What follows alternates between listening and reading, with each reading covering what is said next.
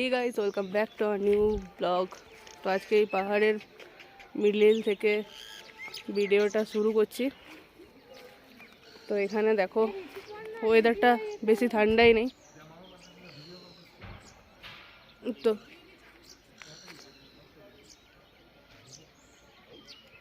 তো এখানে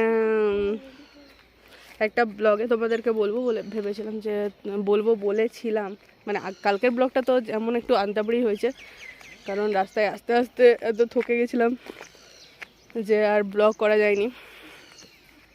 রাতের ভিউটা একটু দেখিয়েছিলাম, কারণ আমাদের ঢুকতে 8:30 এরকম হয়ে গেছিলো। তো যাই হোক, টাকা খরচার ব্যাপারটা তোমাদেরকে একটা জায়গায় বলেছিলাম। আজকে আমরা ঘুরতে যাবো, তার আগে এটা এখানে বানাচ্ছি এই পাহাড়ের মাঝখানে। কতগুলো পাহাড় আছে বুঝতে পারছি না। কি এটা ময়ূর?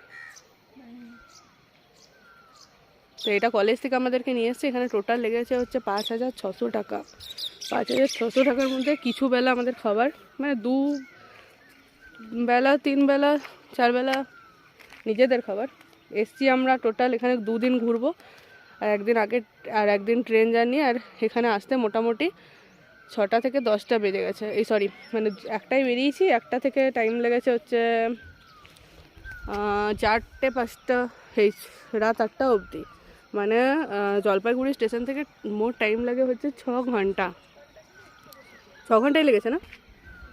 6 ঘন্টা টাইম লেগেছে না জলপাইগুড়ি থেকে? হ্যাঁ, 6 ঘন্টা লেগেছে। তার আগে একটা জায়গায় খাবার জায়গায় দাঁড়িয়েছিলাম, সেটা নিজেদের। আর প্লাস আজকে মানে কালকে রাতে ডিনার থেকে এখানে খাবারটা শুরু হয়েছে। তো খাবার মোটামুটি ভালো দিচ্ছে। আর সব থেকে ভালো লাগছে, এখানে 2টো গোলুমলুকে পেয়ে গেছি। না, দুজনেই এখানে গোলু, কেউ মলু নয়। দুজন নেই, একে তো রাতে দেখিনি। টোটাল 4টে আছে, ছোটটার মধ্যে বাচ্চা। হ্যাঁ, একটা বাচ্চা আছে, এদেরই বাচ্চা ওটা। এই শুনতে পাচ্ছিস ঝর্ণার আওয়াজটা? শুনবি? দেখো,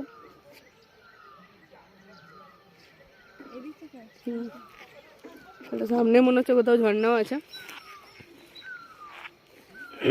ওরা সবাই রেডি। হ্যাঁ, আমাদের দিকে তখন গাল দেবে পুরো।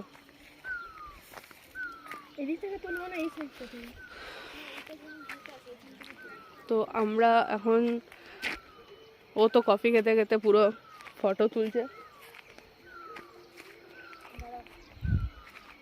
আর খুব সুন্দর। সবাই বেরিয়ে গেছে রেডি হয়ে। দেখ, অতনুসারও রেডি হয়ে গেছে। চলো চলো চলো, জুইকে খুলতে বলি, আমি অমনি রেডি হবো। চল, আমি তো এসেই তোকে বললাম যে অতনুসার রেডি হয়ে গেছে। তাই এখনই আমাদেরকে বললো পরে। কি যে বলতে চাইছে মানে আমি বুঝতে পারছি না। আরে কিছু হয়নি তো, কি